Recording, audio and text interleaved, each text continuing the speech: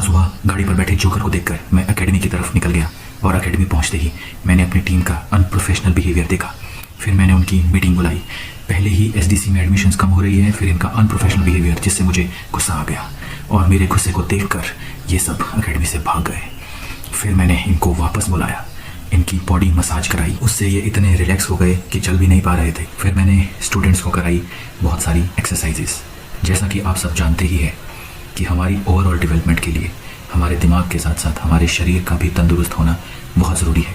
ये सब बातें अपनी जगह सही है, मगर यहाँ पर मेरा इनको एक्सरसाइजेस कराने का सिर्फ एक ही पर्पज़ था, क्योंकि मैं बहुत गुस्से में था, इसलिए मैं इनको ये करा रहा था। लेकिन इन सब की ये मेहनत देखकर मेरा गुस्सा शांत हो गया। फिर इसके बाद मैंने एक्टिंग की और एकेडमी चला गया। और एकेडमी में मुझे पता है कि अब सारा काम मुझे ही करना पड़ेगा, तो इसलिए मैंने सारी की सारी अरेंजमेंट खुद ही की और पूरी की पूरी सेटिंग और सेटअप खुद ही करने लगा।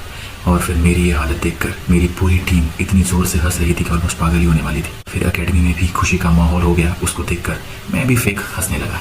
और फिर मुझे इस तरह से हंसता हुआ देखकर मेरी पूरी टीम खुशी से उछलने लगी, कूदने लगी, क्योंकि अब मेरा गुस्सा शांत हो गया था।